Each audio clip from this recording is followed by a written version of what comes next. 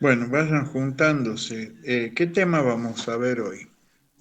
Tenemos dos temas importantes. Por lo menos eh, vamos a dar hasta donde lleguemos. Una es médula. Médula es difícil. Nadie la termina aprendiendo bien. ¿Por qué? No sé. ¿Sí? Cuando las preguntas en el examen generalmente evitan médula y muchas veces responden mal. ¿Mm? ¿Qué vamos a ver de médula? Bueno, primero un poco la anatomía, la vascularización. Eh, a continuación vamos a ver algo sumamente importante que es la relación vértebro-medular. Es decir, y ahí les voy a enseñar una fórmula. Sabiendo la altura, por ejemplo, de una lesión medular por un traumatismo vertebral, a qué nivel cuál sería la vértebra traumatizada o al revés, ir de médula a vértebra, médula a columna, mejor dicho, o columna a médula. Después vamos a ver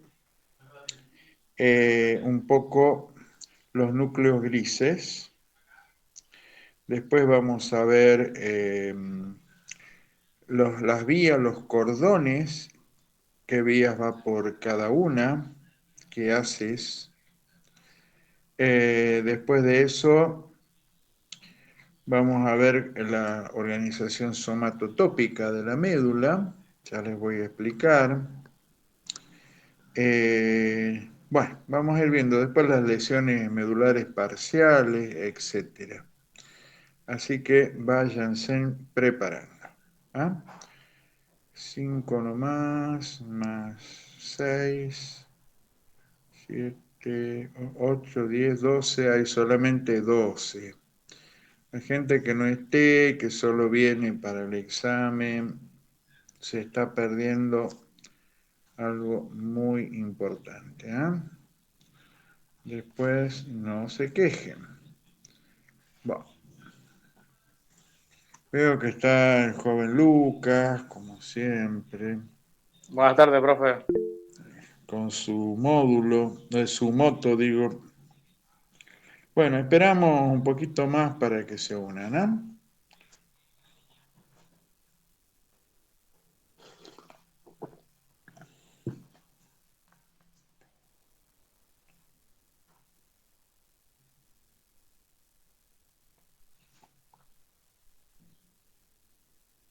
Bueno, acá el tema médula lo pueden ver del Snell. Estoy viendo cómo se ve mejor. Bueno, ahí tienen. Ahí voy a ver, esperen un segundito, voy a cambiar el brillo, a ver si poniéndole menos brillo se ve mejor.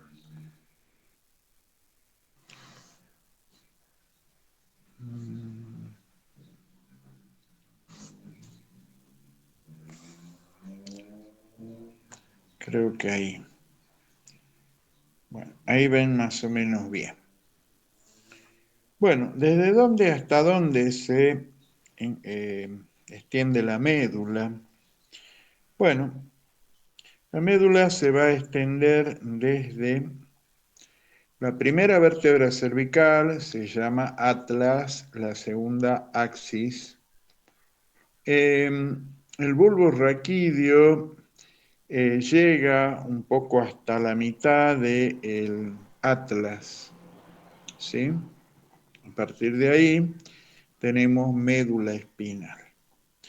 Ahora, la médula espinal es más corta que la columna, de manera que el extremo, el llamado filum terminale, se ubica aproximadamente a nivel de la primera vértebra lumbar, ¿no? Al medio de la primera o cuanto mucho en el borde inferior de la primera vértebra lumbar.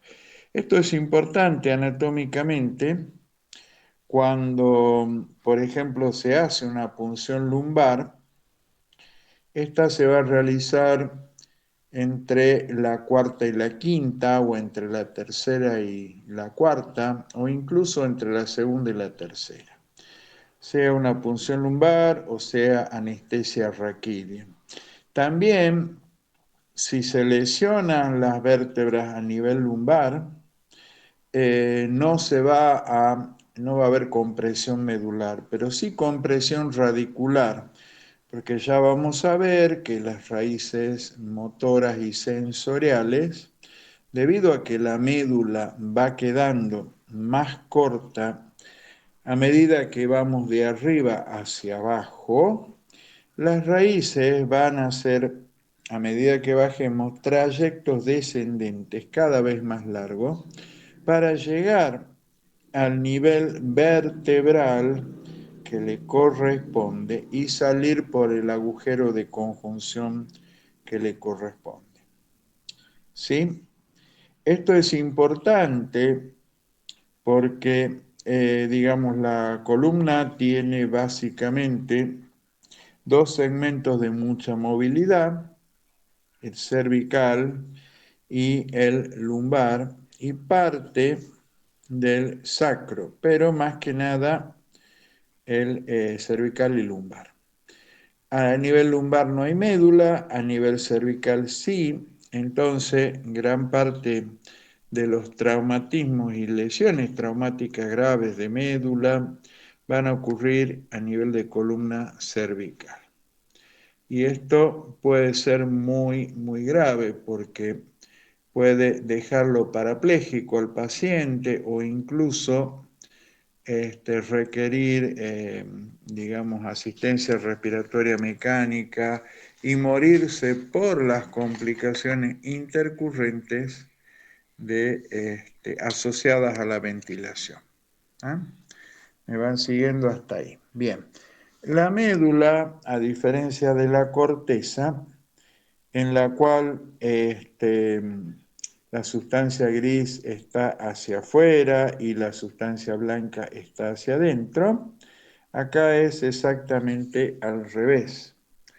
Pueden ver que esto que tiene forma de mariposa es la sustancia gris y lo que está hacia afuera es la sustancia blanca.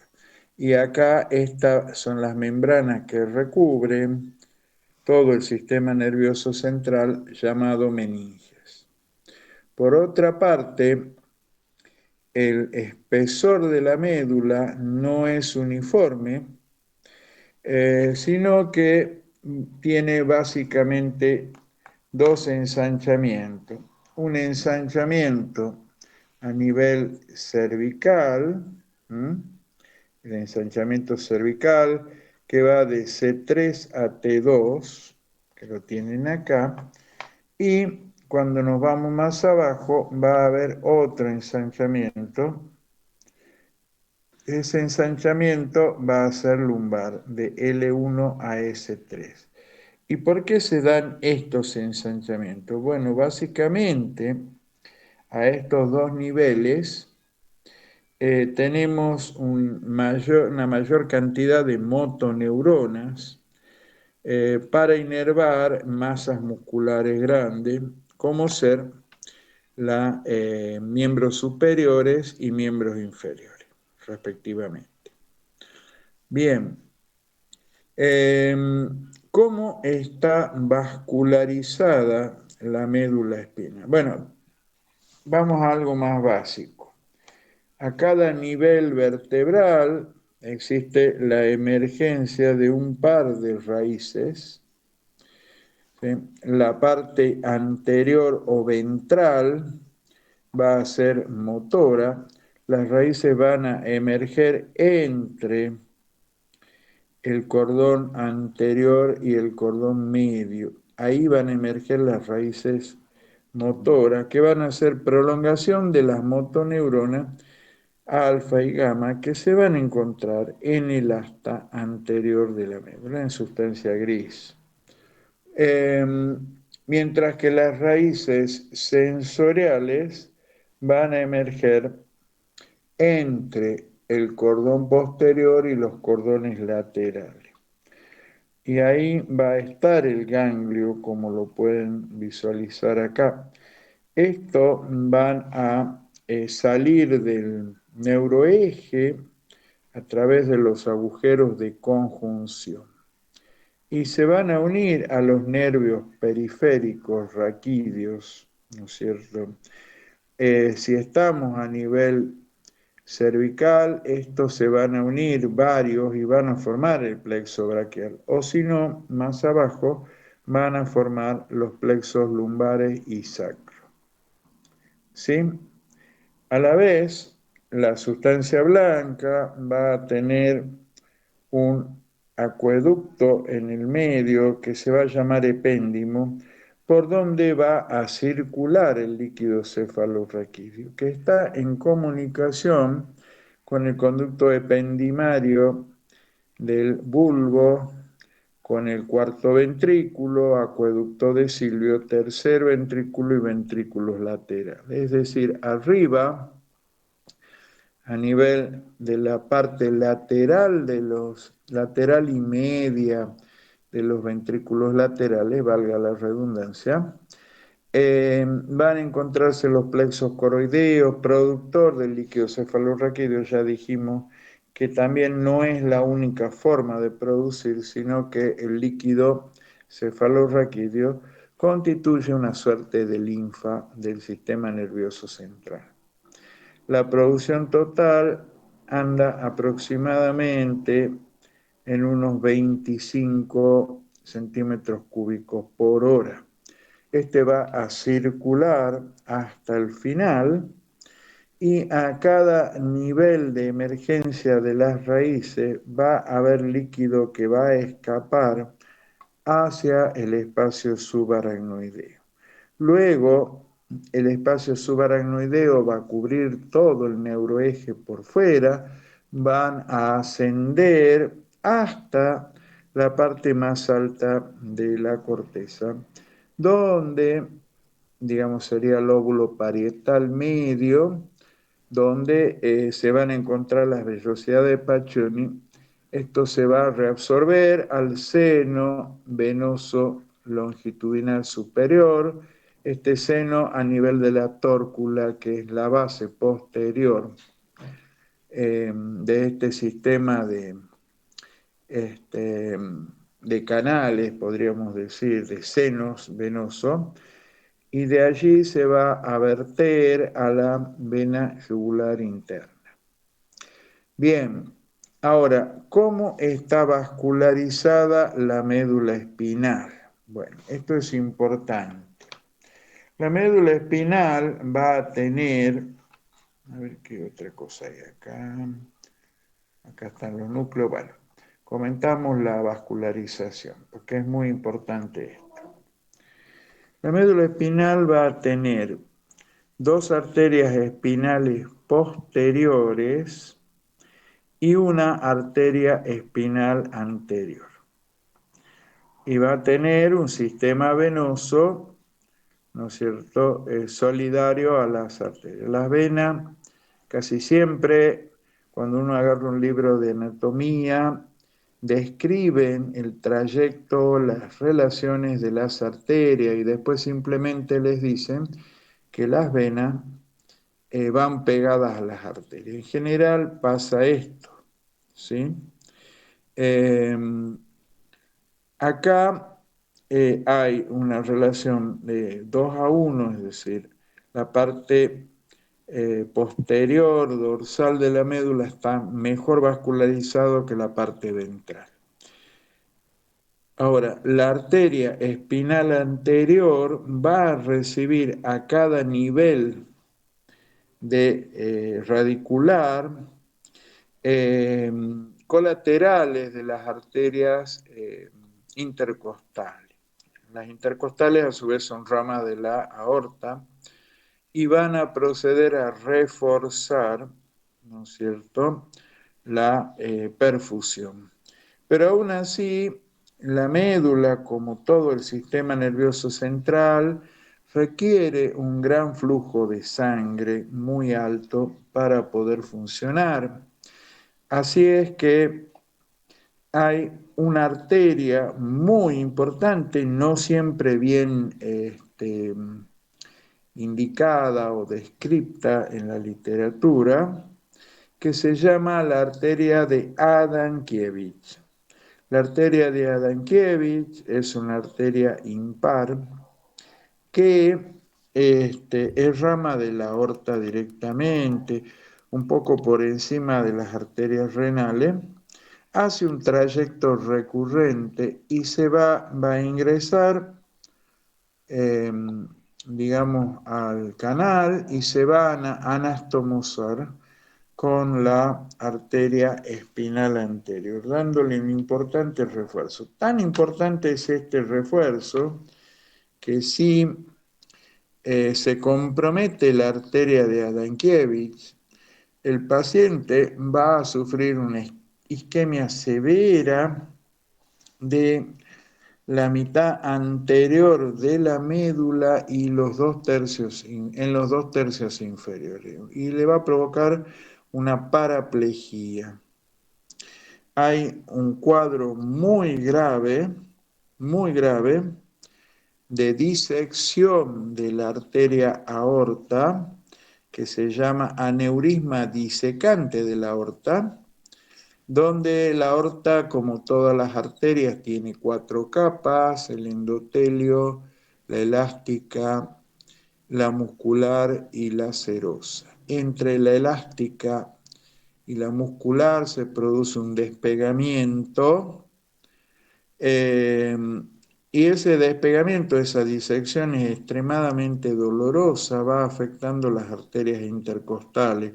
Y cuando llega a la arteria de Adamkiewicz, la compromete y el paciente queda parapléjico. Esto le pasó a un gran amigo mío que se murió en la guardia del Padilla.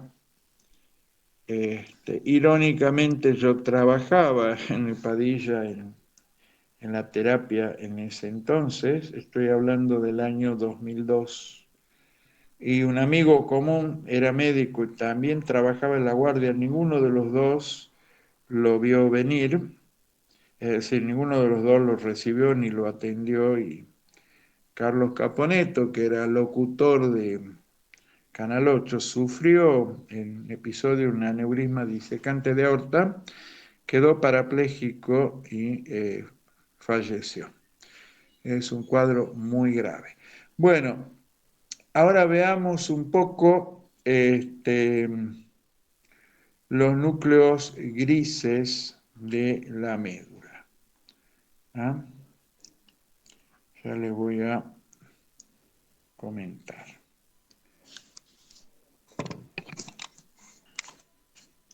Bueno, núcleos grises, tenemos 2 núcleos. Vamos a ir desde el asta dorsal, después vamos a ir al asta intermedio lateral y después vamos a ir al asta anterior de la médula, o sea, toda sustancia gris. Estoy hablando de núcleos grises. Hay 2 núcleos grises que se van a extender a lo largo de toda la médula, desde la parte más alta hasta el filum terminal, y que son los 2 primeros que vamos a encontrar en el asta dorsal. El primero va a ser la sustancia gelatinosa de Rolando. Es el núcleo más, digamos, posterior, apenas entramos al asta dorsal de la médula. Entonces, a lo largo de toda la médula. ¿Y qué hace el núcleo gelatinoso de Rolando? Que está en íntima relación con el núcleo propio que le sigue. Bueno, hace un importante procesamiento sensorial, ¿sí? Un importante procesamiento sensorial.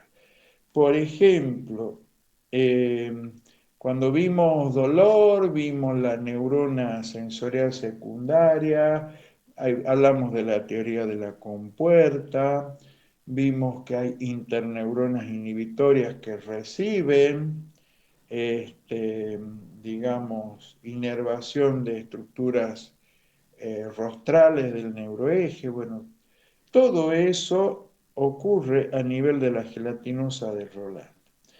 En el núcleo propio, también, aparte de procesar la información termoalgésica de tacto, el mecanismo de compuerta, hay mecanismos sensoriales muy exquisitos, como por ejemplo la llamada inhibición lateral, que es propio de todos los sistemas sensoriales, está en el tacto, pero también, por ejemplo, en la retina.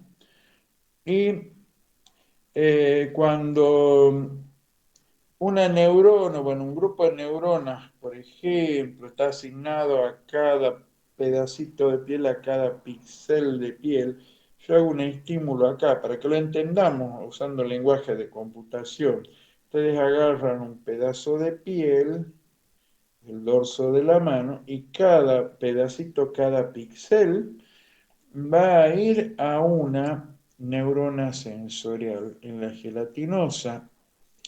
Y el mecanismo de inhibición lateral hace que si yo estimulo una en particular, por ejemplo haciendo presión, esa va a inhibir a las que están vecinas. De manera que si el estímulo me hubiera dado un patrón medio aplanado de estimulación, con el fenómeno de inhibición me da un patrón mucho más agudo. ¿Sí? En la retina sirve para que nosotros distingamos bordes con nitidez, si no veríamos mucho menos definidas las imágenes. Bueno, el núcleo propio también va a hacer todo un montón de procesamiento sensorial, no solamente termoalgésico. Posterior a la gelatinosa y el núcleo propio le va a seguir el núcleo dorsal o columna de Clark. A diferencia de los dos primeros, se va a extender no a lo largo de toda la médula, sino en la porción torácica y lumbar de la médula. ¿Ah? La parte cervical, sacra y coxigia no tenemos núcleo dorsal o columna de Clark. Bueno, ¿cuál sería la función? Son células mayormente grandes y procesan la información proveniente de usos musculares, órgano tendinoso de Golgi e información propioceptiva en general. Lo que no se procesa acá lo procesa el núcleo propio, pero la mayoría de los receptores musculares y articulares profundos van a pasar por el núcleo dorsal o columna de Clark. Luego, más atrás todavía, o sea, más hacia la parte ventral, vamos a tener el núcleo aferal aferente, núcleo visceral aferente. Este núcleo también va a tener localización torácica y lumbar, nada más. Va a recibir aferencias de las vísceras, ¿no es cierto? En general no va a dar una percepción consciente, ¿sí? Algunas de las aferencias autonómicas conocidas van a pasar por este núcleo. Bien, después, en lo que llamaríamos hasta intermedio lateral, que paso a mostrarles,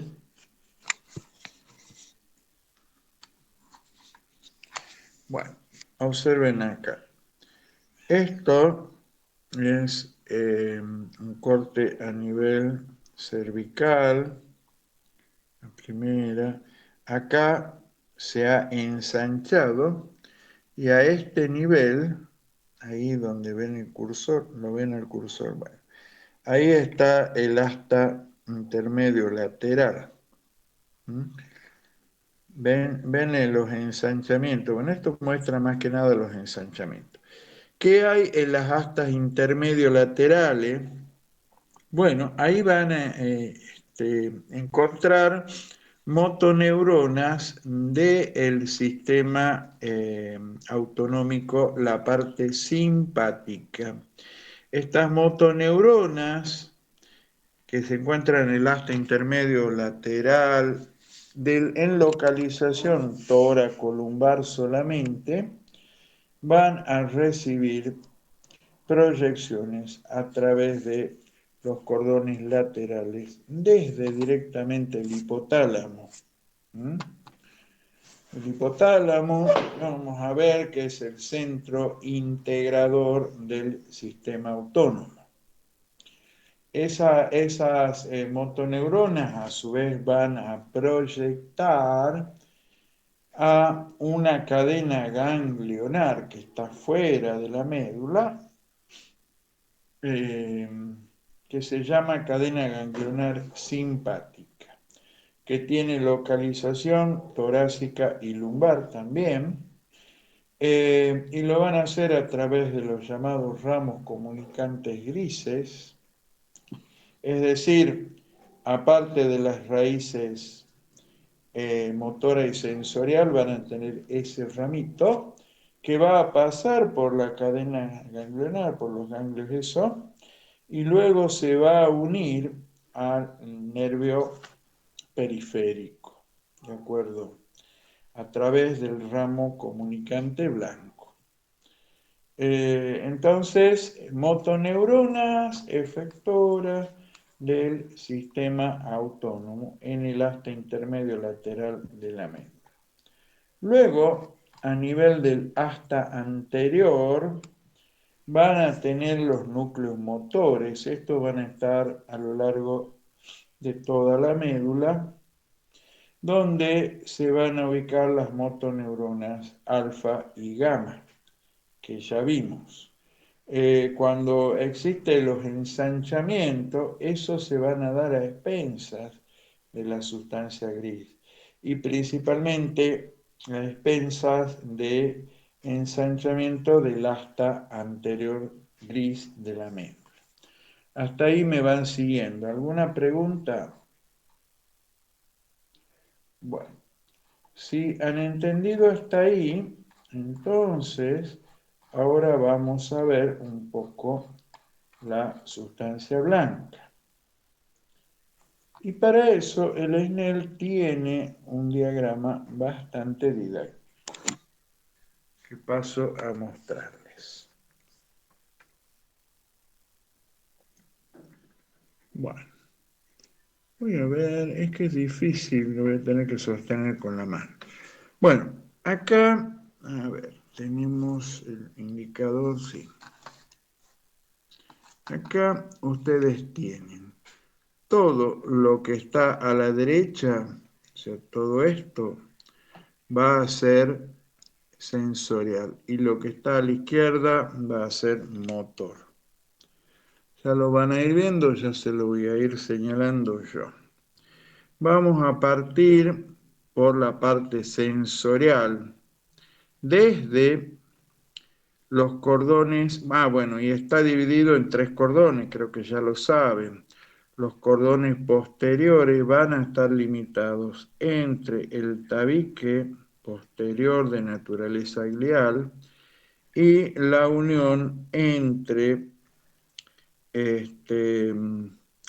y la salida o emergencia de las, o las aferencias, mejor dicho, de las raíces sensoriales. O sea, las raíces sensoriales marcan el límite de los cordones posteriores.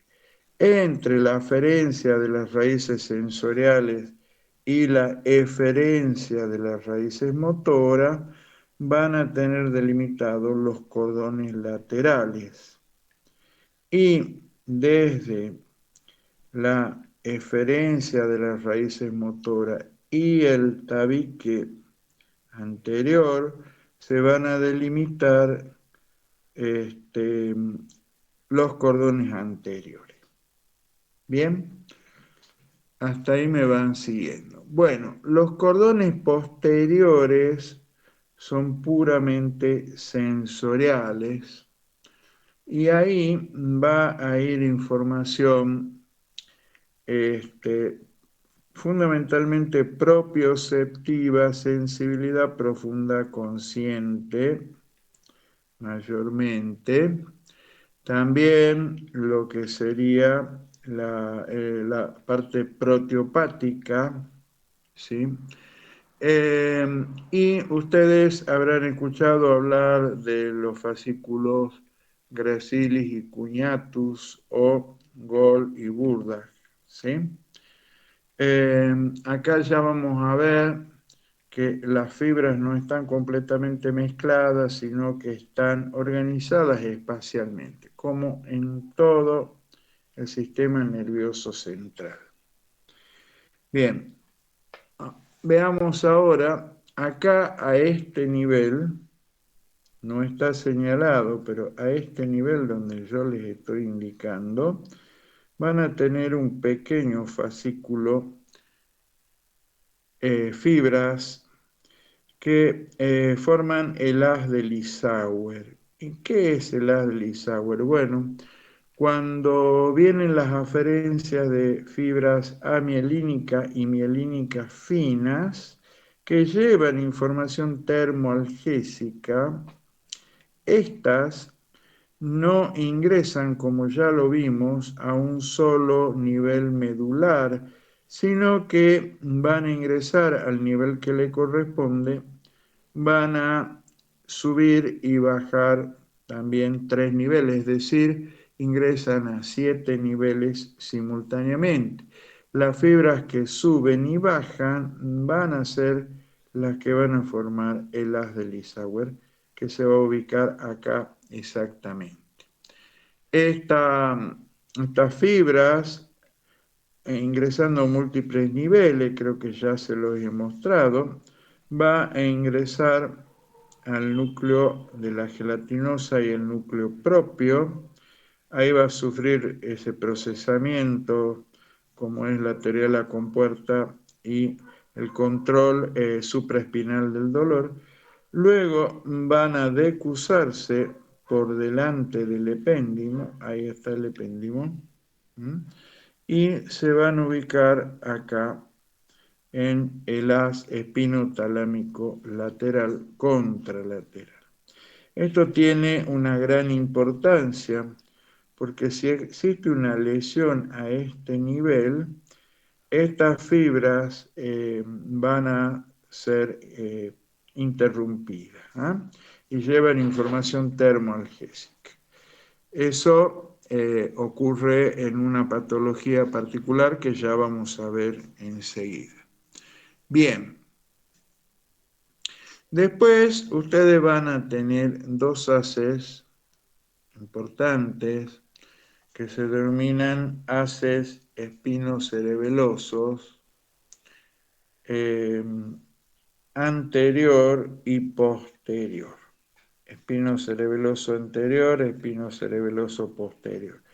Ahora, ¿qué llevan, qué información llevan estos haces? Bueno, como su nombre lo dice, vienen de la médula espinal hasta el cerebelo, ¿sí? Y llevan información propioceptiva inconsciente, es decir, toda información de los receptores musculares y articulares profundos, como puede ser el uso muscular, el órgano tendinoso de Golgi, entre otros, van a venir y subir por acá y van a ingresar al cerebelo a través del pedúnculo cerebeloso inferior. El cerebelo, ya vamos a ver, tiene 3 pedúnculos, 3 pares de pedúnculos. Pedúnculo cerebeloso inferior, que es aferente, los pedúnculos cerebelosos medios, que también son aferentes, y el pedúnculo cerebeloso superior, los pedúnculos cerebelosos superiores que son eferentes. Es la rama motora eferente del cerebelo. Ya vamos a ver que esto está íntimamente relacionado con la función que se le asigna al cerebelo. El cerebelo recibe información propioceptiva inconsciente de receptores musculares y articulares profundos. Sabe en qué posición están las articulaciones, cuánto se han contraído los músculos y qué tensión han desarrollado. A su vez, el cerebelo también, a través del pedúnculo cerebeloso medio, ya vamos a ver, recibe una copia de la orden motora. Es muy interesante. El cerebelo es un comparador y compara la orden, es una de las teorías, ¿no? Compara la orden motora dada con la realmente efectuada. ¿Mm? Y es capaz de corregir y tiene capacidad de aprendizaje. Bueno, acá tienen el haz espinotalámico lateral que va a llevar información eh, termoalgésica, ¿sí? No solo termoalgésica, pero fundamentalmente esta, ¿hasta dónde van a ir? Hasta el tálamo, ¿no? Creo que ya hemos hablado, en el tálamo va a haber una proyección difusa hacia la corteza, pasando por los cuerpos, los tubérculos cuadrigémenos. Y acá hay algo importante en cuanto al dolor que yo creo no haberles mencionado. Eh, Vieron que yo repetidamente les dije que las estructuras, a medida que se iba complejizando el cerebro, que funcionaban, quedaban y se agregaba una nueva estructura más, como por ejemplo los reptiles, los peces y las aves no tienen corteza, pero sin embargo sienten el dolor. Entonces, ahí ustedes pueden entender por qué el dolor no tiene representación cortical, porque para sentir dolor no hace falta la corteza. Estos animales que previo a los mamíferos que no tenían corteza, ya tenían todas las estructuras necesarias, el tálamo y los tubérculos cuadrigémenos, para percibir dolor. ¿Ah? ¿De acuerdo? Y cuando aparece la corteza le da el componente emocional del dolor, nada más. Bien, ahora veamos un poco la parte anterior de la médula. Acá van a tener el haz espinotalámico anterior. El haz espinotalámico anterior va a llevar información epicrítica, el tacto fino, la discriminación entre dos puntos. Por ejemplo, si el roce leve del cepillo, que ustedes usan del martillo de reflejo, eso va a venir por acá. ¿Ah? Y esto va a llegar hasta el tálamo. En realidad el tálamo es un gran centro integrador sensorial que va, al igual que la formación reticular, también es otro gran centro integrador sensorial. Y todas las modalidades sensoriales pasan por el tálamo. Bien, luego tenemos, acá hay un haz interesante, el espino olivar y el espino tectal. ¿Y qué es el tectum? Bueno, el tectum no es otra cosa que los tubérculos cuadrigéminos, que era, antes que aparezca la corteza, hacía las funciones de encéfalo, de cerebro, y como tal recibe información sensorial y envía información motora. Esos haces, espino tectal y tectoespinal, están todavía en nosotros, ¿no? Y por supuesto que tiene mucho menos relevancia ahora. Luego tenemos el tacto espino-olivar. Este lleva información a las olivas y las olivas también reciben información de los vestíbulos. Es también un centro integrador del equilibrio. ¿Sí? Bien, ahora hasta ahí nos vamos entendiendo. Ahora veamos un poco del otro lado la parte motora. Existen dos grandes haces motores, ¿no es cierto?, en el hombre. Uno es el córtico espinal lateral, que no es otro que la llamada vía piramidal. Es decir, las fibras córticoespinales, le describo cómo es la vía piramidal brevemente, pregunta de examen de anatomía en medicina. Se encuentran las células piramidales en la capa 2 de la corteza, por delante de la cisura de Rolando. Estas van a descender por la corona radiada, van a pasar por el brazo posterior de la cápsula interna, se van a ubicar en el tercio interno del pie del pedúnculo, de ahí van a descender por la protuberancia. A medida que bajan, van a ir dando colaterales para los núcleos motores de los pares craneales, ¿sí? Constituyendo el ageniculado. También van a enviar colaterales a pequeños núcleos en la protuberancia, los cuales a su vez a través del pedúnculo cerebeloso medio van a proyectar al cerebelo.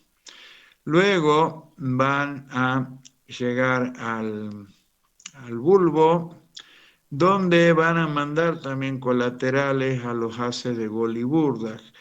A nivel por encima del cuarto ventrículo, lo que serían las pirámides vulvares, se van a decusar, el 90% se va a decusar ahí, y hay un 10% que no, que va a seguir en forma ipsilateral. Oh, Dios, ¿qué pasa acá?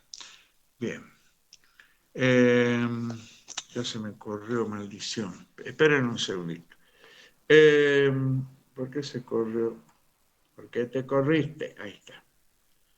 Bueno, los que siguen por el cordón lateral, ese 90% van a constituir este haz, que directamente cuando lleguen al nivel medular que le corresponde, van a proyectar hacia las motoneuronas alfa y gamma que se encuentran en el asta anterior de la médula. Mientras que el 10% que no se decusó va a venir por los cordones anteriores. ¿Sí?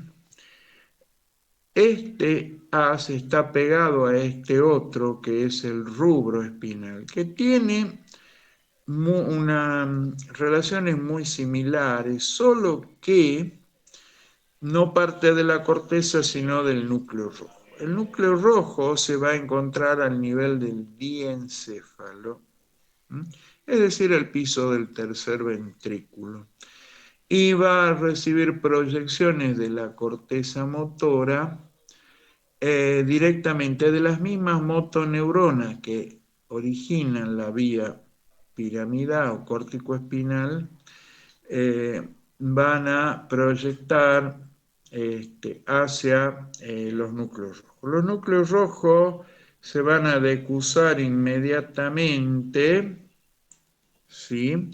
Se decusan y van a descender ya decusados por la parte lateral de la protuberancia.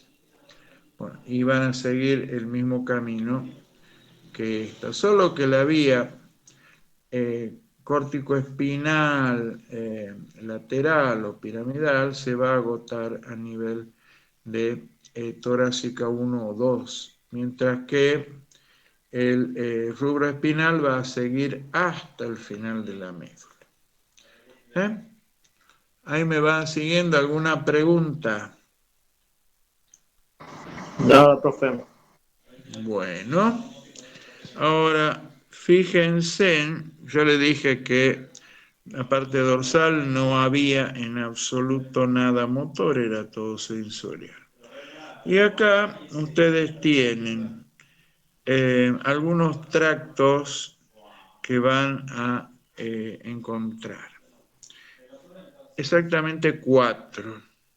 Por empezar, aquí van a tener la vía córtico-espinal directa que no se ha decusado, van a tener el tecto espinal, van a tener el vestíbulo espinal, que es más grande, y van a tener el olivo espinal. Tienen funciones, excepto que es de la vía piramidal directa, que no se decusa, que va por los cordones anteriores.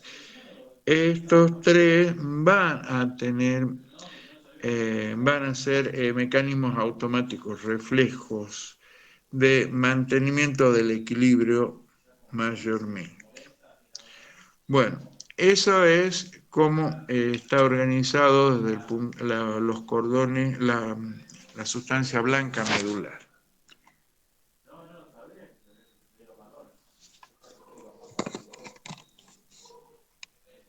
Bueno, ahora vamos a una cosa difícil. Esta cosa difícil, yo generalmente tengo que hacer un dibujo, pero voy a apelar a su imaginación. Imagínense en que yo tengo 2 personas. Esta cuchara, una cuchara grande y una cuchara chica. A ver, voy a buscar una cuchara chica. A ver, espérenme un segundo.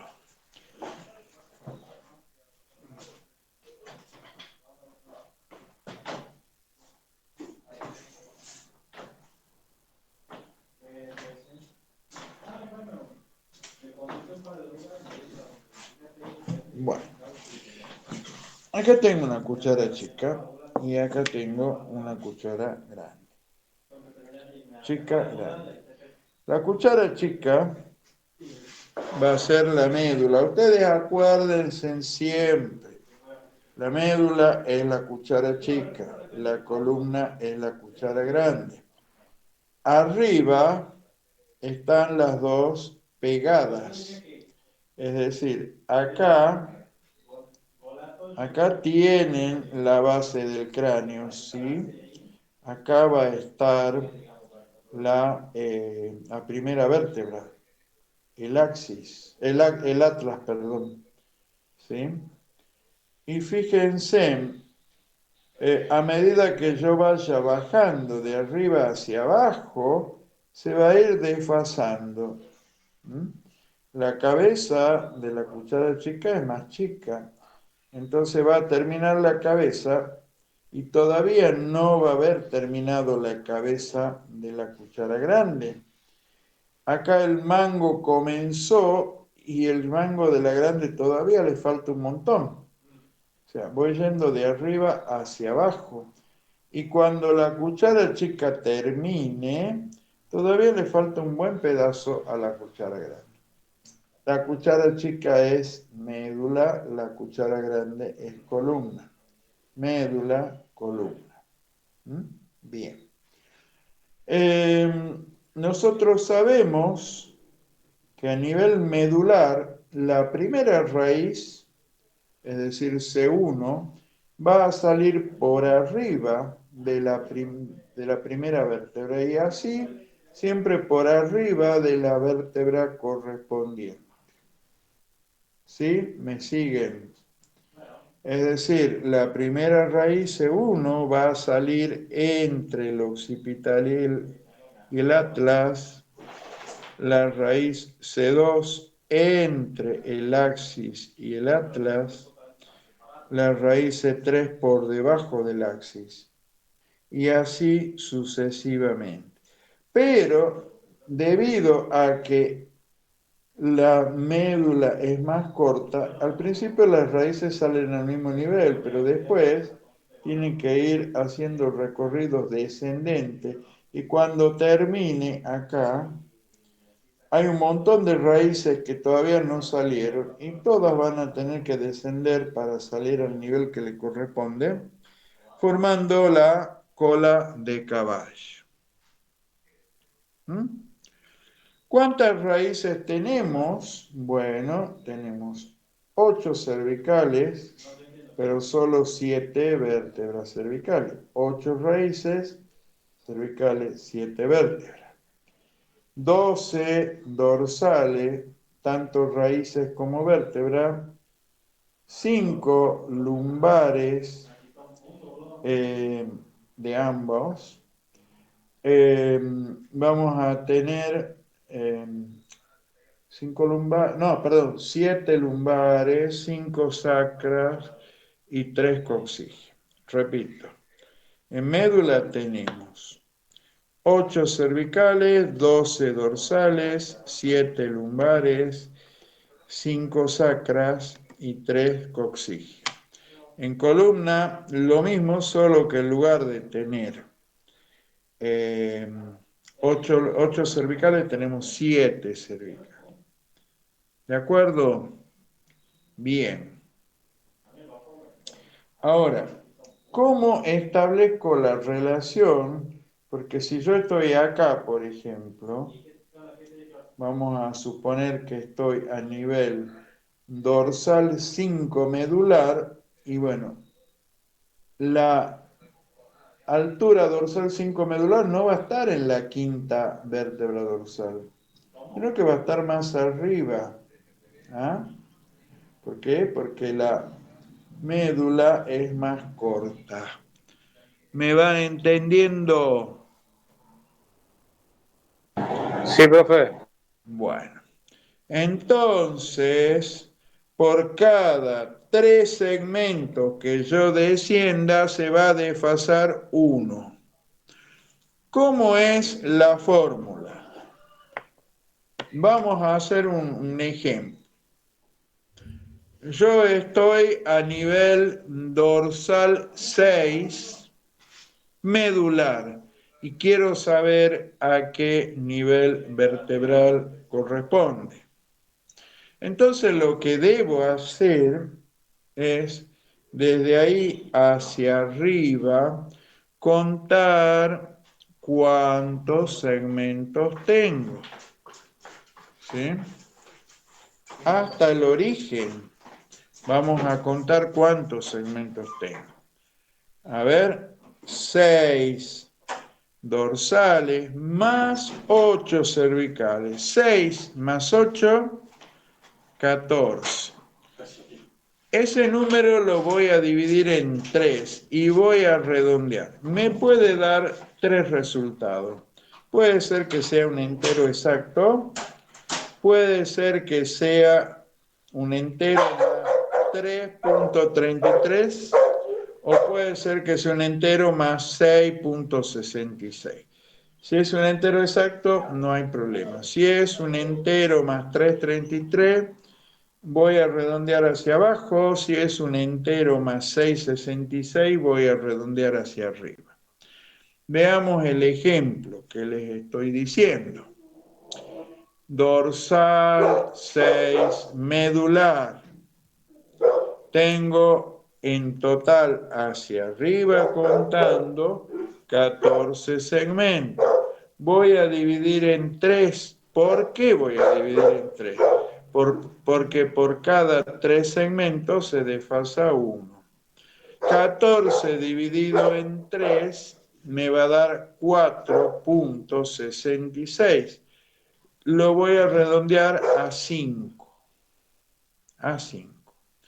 Entonces, como yo sé que para ir de médula a columna debo restar, ¿por qué? Porque la médula es más corta, entonces el nivel va a corresponder a un nivel más alto de la columna, o sea, más cerca del origen, ¿sí? Entonces voy a restar. ¿Cuánto voy a restar? 5. Dorsal 6 menos 5, dorsal 1. Entonces corresponde a dorsal 1. ¿Entendieron? Cuando van de médula a columna, restan.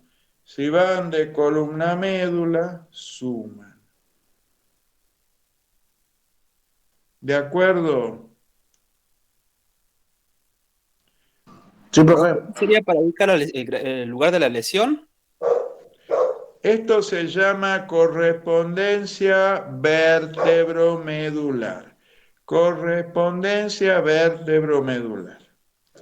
Y puede tener, por supuesto, aplicaciones clínicas. Ejemplo, un paciente ha sufrido un traumatismo de columna, ¿sí? O le han pegado un balazo en la columna. ¿Eh? Bueno, yo le exploro la sensibilidad. Mire, hay algunos niveles que tienen que conocer. Si ustedes están en la base del cuello, esto es C8T1. Si están a nivel de las tetillas, esto va a ser dorsal 5. Si están a nivel del ombligo, va a ser dorsal 10. Si están a nivel de los ligamentos inguinales, va a ser dorsal 12. A ver, supongamos, a esta persona recibió una herida de arma de fuego que impactó una vértebra. No sabemos cuál. Bien, cuando lo vamos a explorar debido a la contusión medular, el señor tiene la sensibilidad conservada, digamos, hasta el ombligo. De ahí para abajo no siente. Entonces, ¿cuál es la vértebra que fue impactada? Bueno, el ombligo sabemos que es dorsal 10. Dorsal 10 son 10 niveles, más 8 niveles son 18 niveles. Entonces, divido 18 en 3, me da 6. Entonces resto 10 menos 6, 4. La vértebra afectada es dorsal 4. ¿Entendieron? No, acá entra el perro.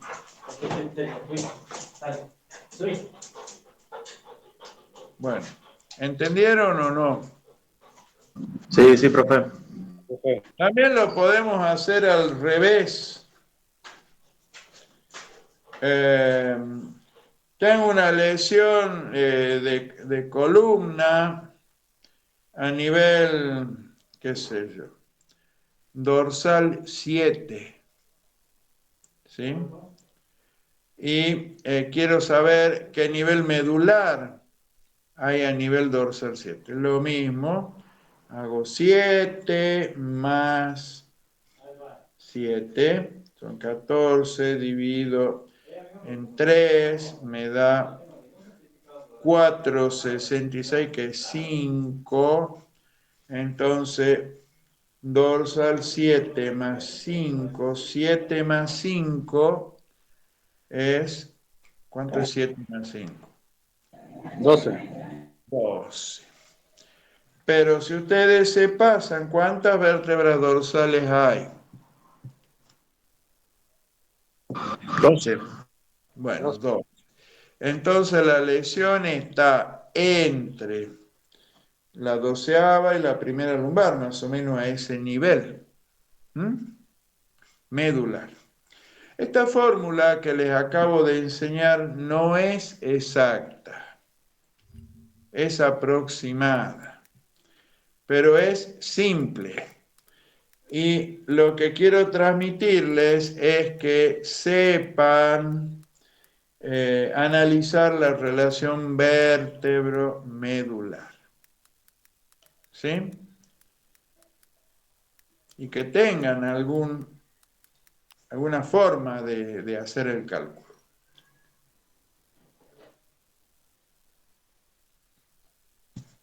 ¿Alguna pregunta, jóvenes y talentosos alumnos? No. No. Muy bien. Si no hay ninguna pregunta, entonces vamos a pasar a un concepto. Que si me esperan un poquito, ya vamos a llegar.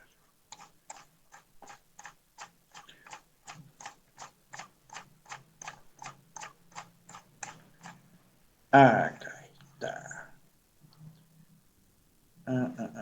Todavía no. No quería llegar acá. Esperen.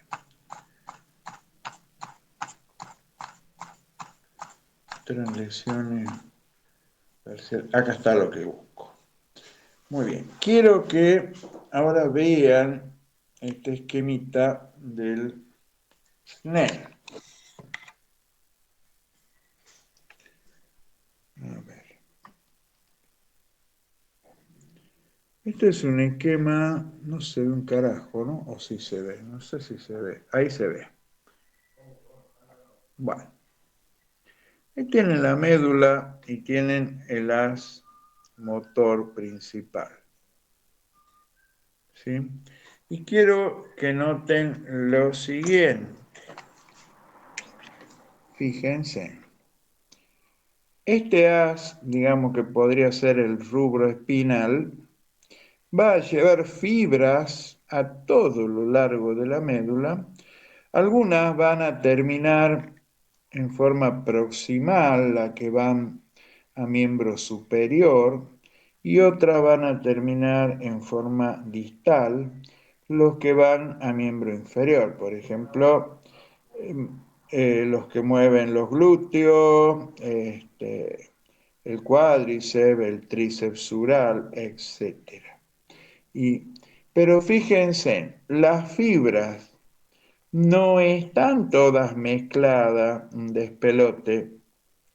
Imaginen esto como un conjunto de cables que van a dar electricidad en un edificio. ¿Por qué no hace foco, che? A un montón de departamentos. Los cables que van a terminar en forma más proximal, es decir, que van a ir, por ejemplo, al plexo braquial, están puestos hacia adentro, mientras que los que van a terminar en forma más distal están puestos hacia afuera. Es decir, acá hay una organización, acá está representado el cuerpo. Si lo quieren ver, en la corteza, por ejemplo, sabíamos que había una representación cortical, ¿no es cierto? No logro que haga foco bien, que era el homúnculo motor y sensorial. Pero esa representación también está en los haces principales medulares, está en el tálamo, etcétera. Se llamaría organización somatotópica o líneas marcadas por algunos autores. Y ustedes dicen, ¿y es solamente en lo motor? No, En lo sensorial pasa lo mismo. Si ustedes tienen el haz espinotalámico, también las fibras que vienen en forma más distal están puestas más hacia afuera. También los haces de Golgi-Burdak, fíjense que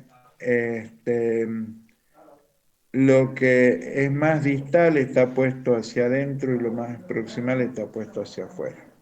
Siempre es así. Y esto tiene una gran importancia clínica. Imagínense que existe una compresión medular por un canal estrecho, una osteoartrosis de columna cervical, por ejemplo, que puede darse, hay personas que hacen enduro y tienen un casco pesado y el golpe que hace el casco va a terminar dañando la columna vertebral, pero a las fibras que va a dañar primero van a ser a las fibras más externas. Entonces, cuando esa persona empiece con trastorno motor por compresión medular, va a empezar primero en miembros inferiores, porque la compresión viene de afuera hacia adentro. Lo mismo los trastornos sensoriales que pueda sentir. Ahora, si existe una compresión de adentro hacia afuera, que ya la vamos a ver, como en el caso de la siringomielia, ahí ocurre exactamente al revés. Es decir, la afección va a empezar primero en forma proximal. ¿Alguna pregunta? Esto le quería mostrar. No, que esos cascos de enduro vienen ahora con protectores cervicales. Sí, pero el golpe que vos tenés axial en el eje de la columna, no hace falta que sean movimientos de flexo-extensión. Sino los golpes en los discos que van a terminar provocando lesiones discales, protrusión del núcleo pulposo, compresión medular. Por eso yo le digo al boludo de mi hijo que le gusta hacer fierro, powerlifting, toda esa pelotudez, levantar peso, me muestra que estaba levantando 170 kilos, pendejo, va a cumplir 19 años. Y no sé, y no hay modo que yo le haga entender que se está cagando la columna, que después va a empezar con lumbar.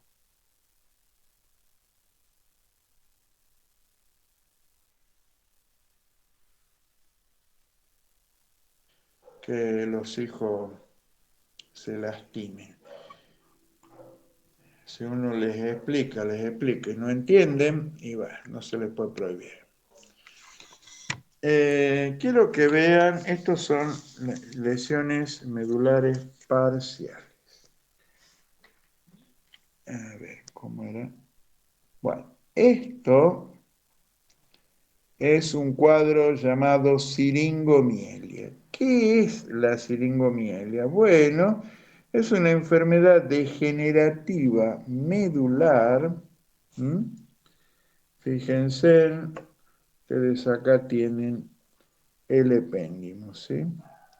Bueno, va a aparecer un conducto paraependimario generalmente que va a crecer y que va a producir compresión, ¿no es cierto?, de un haz que cruza acá.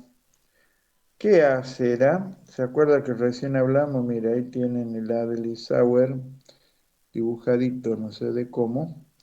Y esto va a cruzar. ¿Y qué es lo que produce? ¿Qué cruza por acá, por delante del epéndimo? La vía que después se va a ubicar en los cordones, en los haces epinotalámicos laterales. ¿Qué vía era? Termogésica. Termoagésica. Entonces, a ver, ¿Dónde ocurre esto? Primero y principal, ocurre más o menos 3-1 en mujeres, más en mujeres que en varones. ¿Ocurre en cualquier lado de la médula? No. Se da en un 70% en médula cervical, en un 20% en el bulbo, produciendo lo que se llama siningobulbia, y en un 10% en columna dorsal, pero mayormente en columna cervical. Mujeres, comprime el haz espinotalámico lateral, la vía termoalgésica. ¿Y qué creen que les pasa a esta señora? ¿Por qué van a consultar? A ver. Ya hace frío. No necesariamente. Se afecta el haz termoalgésico. Van a perder sensibilidad ¿a qué, Pablo? ¿A lo caliente? Al dolor. Dolor, sí. Al dolor. Eso me va a producir la llamada disociación siringomiélica. Es decir, pierden la sensibilidad dolorosa. Generalmente, como es la lesión es cervical, en miembro superior, en las manos muchas veces, mientras que el resto de la modalidad sensorial están conservadas. Frecuentemente se han quemado cocinando y no han sentido el dolor. ¿Puede Profe, ¿Ah? darse también en la parte ¿Cómo? de los miembros inferiores? No, porque acá te va a afectar primeramente la decusación del haz termoalgésico, es característico, va a comprimir, no te va, y debido a que lo que se decusa ahí y que ocurre a nivel mayormente cervical, 70%, y más 3-1 en mujeres, yo te digo, lo más frecuente es la mujer que consulta porque no siente el dolor en las manos y ya se quemó. ¿Sí? Si esto continúa, y miren, ahí está la flecha que indica que se pueden expandir, pueden comprimir las astas anteriores de la médula, y en ese caso sí me van a dar una parálisis motora periférica por compromiso de las motoneuronas alfa y gamma. ¿Eh? ¿Se entiende eso? Bien, ahora vean los ejemplos de lesiones medulares parciales. Esta sería una lesión medular total. ¿Cuándo se da una lesión medular total? Bueno, tiene que ser un traumatismo muy, muy importante para que se cesione toda la médula. Esta es una lesión medular anterior. Esta es la típica que da el compromiso de la arteria de Adamkiewicz que te deja parapléjico, ¿no? Que creo que ya la comenté. Esta que ustedes tienen más abajo, a ver, esta es la lesión medular central. ¿En qué caso se da la lesión medular central? Típicamente cuando hay un estiramiento brusco medular. ¿Cuál sería, por ejemplo, un estiramiento brusco medular? A ver. Un latigazo con la frenada, una moto, una caída, o en el auto. El síndrome de Whiplash o latigazo. ¿Cómo ocurre el latigazo, joven Pablo? Cuando la cabeza va bruscamente hacia adelante y vuelve hacia atrás. Es exactamente al revés, joven Pablo. La cabeza primero se va hacia atrás se hiperextiende mucho y luego hay una hiperflexión violenta. En ese momento, por efecto de la fuerza centrífuga, existe un estiramiento cervical que va a lesionar la médula en la parte media. ¿Y qué tiene que pasar, joven Pablo o joven Lucas, para que ocurra el whiplash? Vos estás con tu auto y ¿cómo es el mecanismo del accidente? Si Un te choque chocan de de atrás, atrás, ¿Cómo? un choque de un choque atrás. de atrás, Un choque de atrás es condición necesaria, pero no suficiente. Te chocan de atrás, llevas la cabeza hacia atrás, no tenés apoya cabeza. ¿Y qué más tiene que pasar para que ocurra el whiplash? Choque de atrás y ¿qué más? Que no te cabeza. ¿Y Tener qué? freno de mano. Tener el freno de mano puesto. No, papá, no. No hace falta, porque existe la llamada inercia. A vos te chocan de atrás y tu auto sale disparado hacia adelante. Tu cabeza por inercia se va hacia atrás y se produce un mecanismo de hiperextensión. Y para que se produzca la hiperflexión, ¿qué debe pasar? y claro, Tiene eso que puede haber pasar una del choque. reacción. Al movimiento Atrás y hacia adelante. Para que se ocurra el whiplash, a mí me deben chocar de atrás, yo salgo, el auto mío sale disparado y a su vez choca al vehículo que está De delante. Por adelante. eso Eso pasa ocurre con gente en cadena, ¿verdad?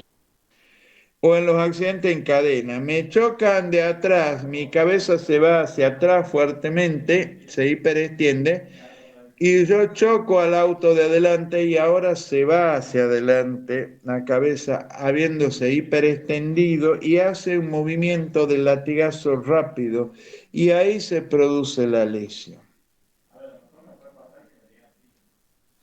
¿Eh? Profe, también pasa cuando chocan de atrás y la cabeza se va contra el parabrisas o contra el volante. ¿Y por qué se va a ir contra el volante si te chocan de atrás? Si a vos te chocan de atrás, Por la la cabeza misma es más pesada, la cabeza se va a ir hacia atrás, porque el vehículo se va hacia adelante. Vos necesitas un segundo choque para que tu cabeza se proyecte hacia adelante. Si no, es muy difícil que ocurra.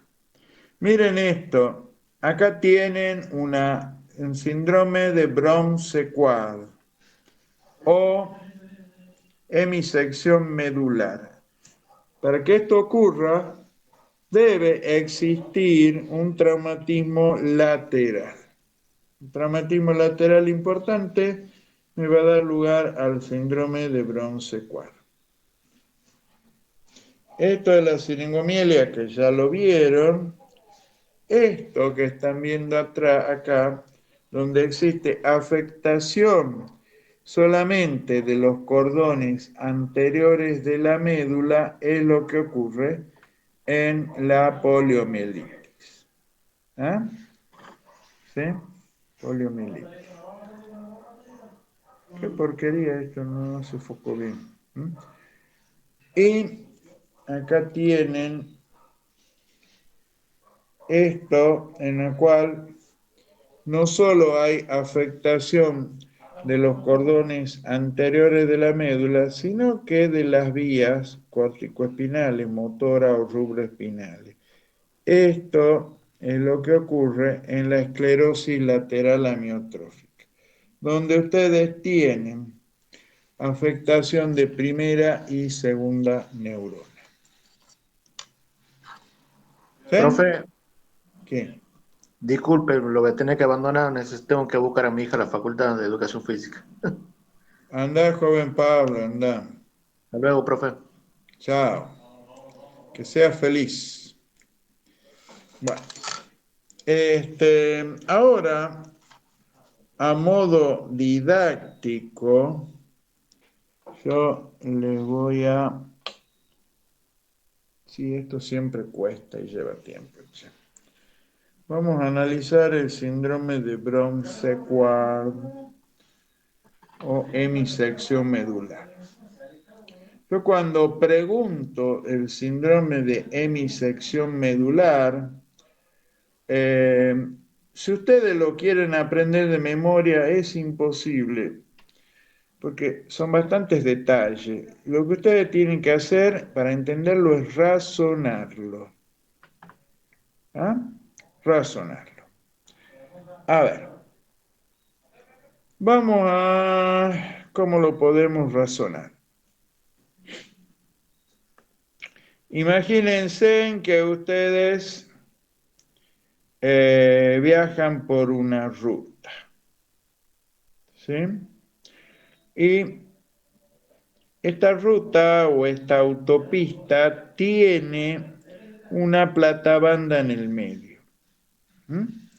Ustedes tienen dos carriles para ir, dos carriles para volver y una platabanda, de modo que ustedes no pueden cruzar la platabanda. Imagínense que ustedes van, qué sé yo, de Tucumán a Monteros, ¿sí? Y supongamos que es toda autopista y no pueden cruzar. Si ustedes tienen el carril que va, que vamos a suponer que es el carril motor, cortado, ustedes van a llegar hasta determinado lugar, digamos. ¿Qué es esto? Disculpe que acá me está haciendo unas cosas raras. ¿Qué? Puta madre, ¿no? ¿Me siguen viendo o no? Porque a mí se me cambió esto, no sé por qué. Sí lo estamos viendo, profe. Bueno, ahora ya no. A mí se me ha ido la imagen. Ahora sí lo estamos viendo. Sí, profe, lo estamos viendo. Bueno, entonces, si yo les digo, pueden llegar, supongamos, qué sé yo, hasta el manantial, hasta la mitad del camino, sí, pueden llegar hasta Famaya, sí, pero pueden llegar hasta el Cheral, no. Entonces, todo lo que esté antes del corte, ustedes van a poder llegar. Pero supongamos ahora de que ustedes viajan, pero se han cruzado de carril antes, ¿ah? Antes del corte. Entonces van por el carril que no está cortado. ¿Pueden llegar a destino? Sí. Pero supongamos que ustedes se cruzan después del corte. ¿Y pueden llegar a destino? No, porque entienden. Entonces, acá lo que importa es, no sé ni dónde estoy, che.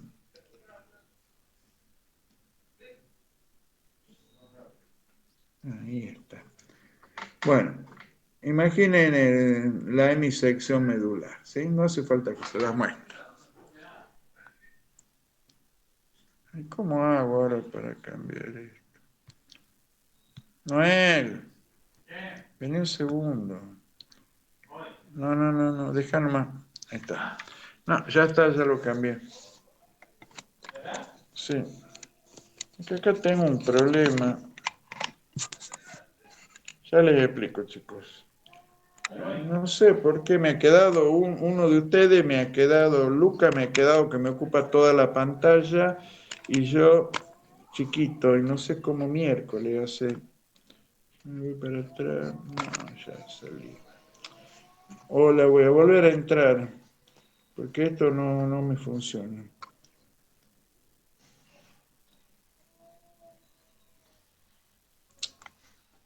Clique donde están los puntitos suyos, profe. Ahí está. Y le va a aparecer ahí para que amplíe su pantalla. Bueno, ahora sí. Bueno, ¿me ven? Sí, profe. Perfecto, es que me ha hecho unas cosas raras acá y la verdad que no entiendo por qué. Me tendría que sentar a estudiarlo. Bueno, entonces nosotros tenemos una lesión a determinada altura medular de la mitad de la médula. La otra mitad está sana. ¿Qué vamos a analizar? Vamos a analizar la parte motora por arriba a nivel de la lesión y por debajo de la lesión, tanto del lado lesionado como del lado sano, de ambos. ¿Entienden? Con respecto a lo sensorial, vamos a analizar de igual manera las tres modalidades sensoriales. ¿Cuáles son?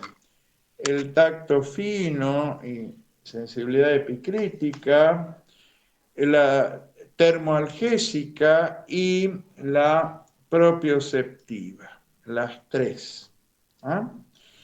Y lo vamos a hacer del lado lesionado y del lado sano, pero por arriba, a nivel y por debajo de la lesión. ¿Se da cuenta la cantidad de combinatorias que hay? Tienen tres, son 6, tienen 12 análisis que hay que hacer, pero no es tan difícil. Vamos a ver, lo motor es muy fácil. Vean, por arriba de la lesión, lo motor está totalmente indemne. Cuando llegamos a nivel de la lesión, del lado lesionado, va a haber una paresia periférica, una plejía periférica, una banda de plejía periférica. ¿Sí? ¿Por qué? Porque se han destruido las raíces motoras y las motoneuronas. Raíces motoras y sensoriales y las motoneuronas. Si yo me voy por debajo de la lesión, del lado lesionado, me encuentro que las fibras motoras, rubro espinal, ya están decusadas. Es decir, cuando quieran pasar, no van a llegar por debajo de la lesión. Las fibras córticoespinales cruzadas ya están decusadas en un 90%, tampoco van a poder pasar. Y por debajo entonces vamos a tener una banda de plejía espástica, plejía casi total, pero no 100%. Y va a ser espástica porque se comporta como una lesión de primera neurona, es decir, las vías motoras son las que están lesionadas. Espástica, ¿de acuerdo? ¿Queda algún remanente de motilidad? Sí, muy poquito, por el 10% de las vías córticoespinales directas, que recién se van a decusar al llegar al nivel medular y que van a cruzar por el lado contralateral, van a pasar la lesión y recién se van a decusar. ¿Me entienden? Ahora, del lado sano, por arriba nada, a nivel de la lesión, prácticamente nada, y por debajo de la lesión una leve paresia, muy leve, por las fibras córticoespinales directas que van a estar bloqueadas. El grueso de las córticoespinales cruzadas, que ya están decusadas, al igual que la rubro y la tectoespinal, no van a estar afectadas. Bien, ahora veamos la sensibilidad. Acá la cosa se complica un poco bastante. Si vamos a ir del lado lesionado. Si estamos acá, nuevamente, para entender, tienen que saber cómo se decusan las vías sensoriales. Resulta ser de que la propiocepción, la sensibilidad profunda consciente, que va por los cordones posteriores, los famosos haces de Boliburda, van a subir en forma ipsilateral del mismo lado y se van a decusar recién a nivel de las pirámides vulvares, porque a ese nivel no solo se decusa la vía motora, la vía piramidal, sino que la vía que va por los cordones posteriores, ahí van a estar los núcleos de Gol y Burdas, que entre paréntesis reciben colaterales también de las fibras de la vía piramidal. Es decir, hay una suerte de control motor de la sensibilidad propioceptiva. Interesante, ¿no? Entonces, van a ascender en forma ipsilateral y se van a decusar más arriba. La termoalgésica se decusa al mismo nivel, es decir, no al mismo nivel, porque ingresan en múltiples niveles. Recuerden eso. Y la espinotalámica anterior, al igual que la lateral, se decusa al entrar. Bien, con eso en mente, veamos el análisis de la sensibilidad. Del lado lesionado, por arriba de la lesión, ¿hay alguna alteración sensorial? Ninguna. Analicemos la propiocepción. A nivel de la lesión, ¿cómo está la sensibilidad propioceptiva? Está totalmente abolida. ¿Por qué? Porque están destruidas las raíces posteriores. Por debajo de la lesión, ¿cómo está la sensibilidad propioceptiva? Del lado lesionado, abolida. ¿Por qué? Porque sube en forma ipsilateral, ¿no? Y se encuentra interrumpida. Bien. ¿Qué pasa con la sensibilidad propioceptiva del lado sano? Bueno, arriba está indemne, a nivel de la lesión está indemne y por debajo está indemne. No hay ninguna alteración propioceptiva del lado sano, pero sí del lado lesionado.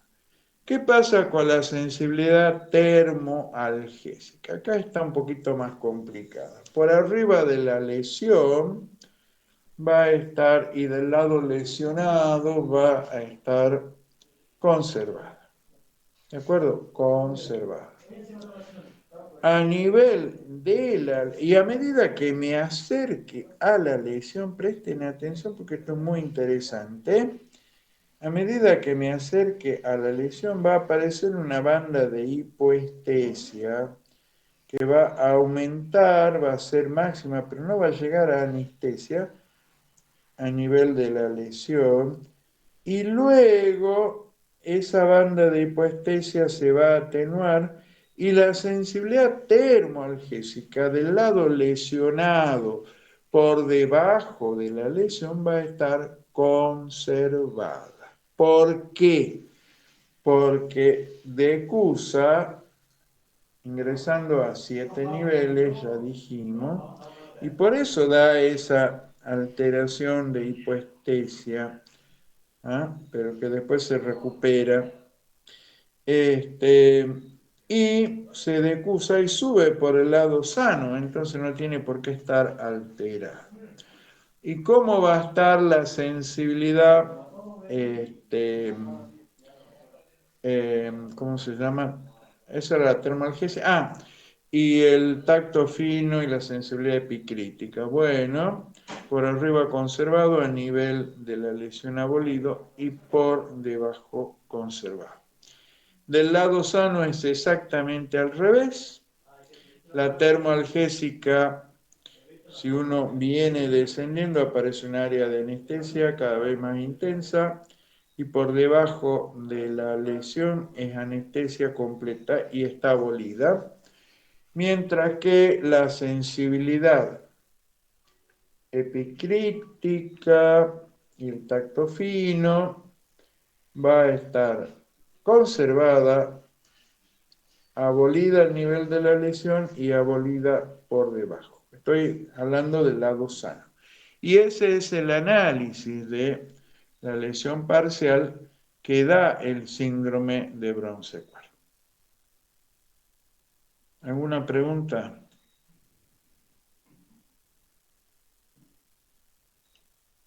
¿Sí o no? Hola. No, bueno. Entonces acá terminamos con médula, ¿sí? Espero que lo hayan entendido.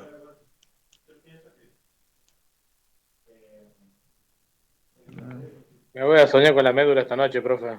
Bueno, perfecto. Bueno, mañana tengo tiempo, yo como a las 19, 20 horas, vamos a tener, como andamos atrasados, vamos a tener otra clase. Ya vamos a ver cerebelo. ¿Ah? Espero que todos puedan unirse. Nos estamos viendo. Seguro, 100% mañana tenemos la clase. Hasta luego, jóvenes y talentosos alumnos. Hasta luego, profe. Hasta luego, profe. Muchas gracias.